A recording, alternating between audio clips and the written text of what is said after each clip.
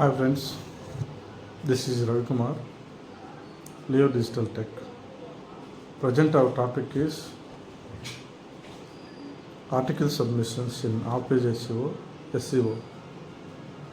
యాక్చువల్గా మనం ఇంతకుముందు చెప్పుకున్నట్టు ఆఫ్-పేజ్ SEO అనేది one of the topic in SEO. Article submission is one of the factor in of-page SEO. యాక్చువల్గా మనం ఇంతకుముందే చెప్పుకున్నట్టు రిలేటెడ్ ఆఫ్ పేజ్ ఫ్యాక్టర్స్ గురించి చెప్పుకున్నట్టు ఇవి కూడా ఏంటంటే సెర్చ్ ఇంజిన్లో కొన్ని వెబ్సైట్స్ ఉంటాయి. వెబ్సైట్ని సెర్చ్ చేసినప్పుడు ఆర్టికల్ సబ్మిషన్స్ రిలేటెడ్ వెబ్సైట్స్ అని సెర్చ్ చేసినప్పుడు కొన్ని సైట్స్ వస్తాయి. ఆ సైట్స్లోకి వెళ్ళి మనం ఆ సెర్చ్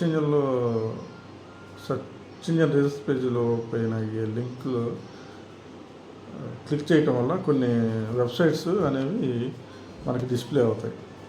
ఈ వెబ్సైట్లో మనం ఆర్టికల్ అనేది సబ్మిట్ చేస్తాం. దానికి ఒక ప్రాసెస్ ఉంది. ఆ ప్రాసెస్ ఏంటంటే కంటెంట్ అనేది మన ఆర్టికల్ సబ్మిషన్లో కంటెంట్, తర్వాత సబ్ టాపిక్స్, తర్వాత గుడ్ కంటెంట్ ఉన్న ఒక ఆర్టికల్ని మనం పోస్ట్ చేయాలి. దానికి రిలేటెడ్గా మనకి కొన్ని రిక్వైర్మెంట్స్ కావాలి.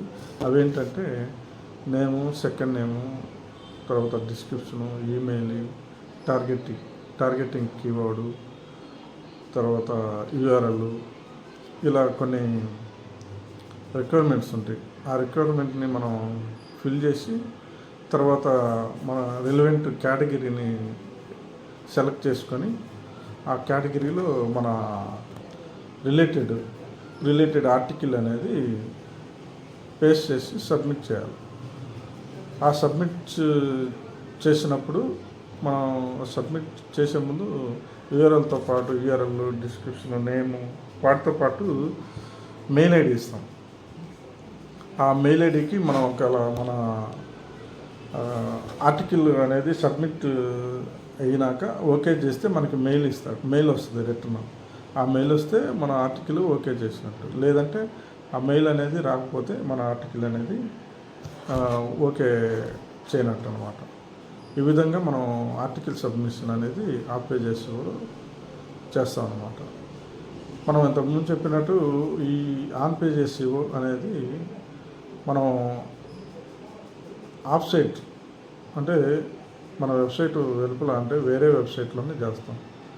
ఆ వెబ్సైట్ అనేవి ఈ ఆఫ్-పేజ్ SEOలో కొన్ని ఫ్యాక్టర్స్ ఉన్నాయి. ఆ ప్రతి ఫ్యాక్టర్స్కి కొన్ని వెబ్సైట్స్ ఉంటాయి, రిలేటెడ్ వెబ్సైట్స్ ఉంటాయి. ఆ వెబ్సైట్స్ అనేవి మనం సెర్చ్ ఇంజిన్లో సెర్చ్ చేయటం వల్ల అవి మనకి ఓపెన్ అవుతాయి. ఆ రిలేటెడ్ వెబ్సైట్స్ సపోజ్ ఇప్పుడు ఆర్టికల్ సబ్మిషన్స్ ఉన్నాయి అనుకో, ఆర్టికల్ సబ్మిషన్కి రిలేటెడ్ వెబ్సైట్స్ ఉంటాయి. అవి హై డొమైన్ అథారిటీ కలిగి ఉంటాయి. వాటిని మనం సెర్చ్ ఇంజిన్లోకి వెళ్ళి సెర్చ్ చేస్తే కొన్ని వెబ్సైట్స్ డిస్ప్లే అవుతాయి. వాటిలో మనం ఆర్టికల్ సబ్మిట్ చేయడం వల్ల అదే మన రిక్వైర్మెంట్ ఇన్ఫర్మేషన్ బేస్ చేసుకొని first name, second name, URL, targeting keyword, email ID, ఇలా అన్ని రిక్వైర్మెంట్స్ ఇచ్చి మన ఆర్టికల్ని కాపీ చేయటం కానీ, ఫైల్ అప్లోడ్ చేయటం ద్వారా కానీ ఆర్టికల్ని సబ్మిట్ చేస్తాం. ఈ విధంగా ఆఫ్-పేజ్ SEOలో ఆర్టికల్ సబ్మిషన్ అనేది జరుగుతుంది. ఇదొక one of the factor in of-page SEO. ఇవన్నీ ఏంటంటే మనం ఆర్టికల్ సబ్మిషన్ అనేది మనం డైలీ మామూలుగా మనం తెలుసుకోవటానికి ఒక వెబ్సైట్లో చేస్తాం. కానీ రియల్ టైం వర్కర్స్ ఒక వెబ్సైట్ని SEO చేయడానికి చాలా వెబ్సైట్ని ఓపెన్ చేసి ఈ ఆర్టికల్ సబ్మిషన్స్ కానీ డైలీ ఒక 20, 30, 40, 10 అలా కొన్ని వెబ్సైట్లో ఇట్లా article submissions, directory submissions, web 2.0 submissions ఇలా ఏంటంటే వాళ్ళు మెనీ వెబ్సైట్లో ఇలా చేస్తారు ర్యాండమ్గా.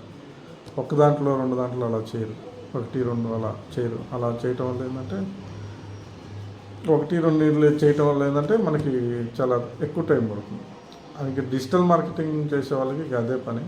దానివల్ల ఏంటంటే వాళ్ళు ఎస్ఈఓ, ఆఫ్ పేజ్ ఎస్ఈఓలో అడ్మిషన్, ఆర్టికల్ సబ్మిషన్ అనేది ఒక ఫ్యాక్టర్. ఈ ఫ్యాక్టర్ని బేస్ చేసుకొని కొన్ని వెబ్సైట్లు ఈ ఆర్టికల్ సబ్మిషన్ అనే ఫ్యాక్టర్ను అప్లై చేస్తారు. ఇలా అప్లై చేయటం వల్ల సెర్చ్ ఇంజిన్లో మన వెబ్సైట్ అనేది హయ్యర్ ర్యాంక్లో డిస్ప్లే అవుతుంది.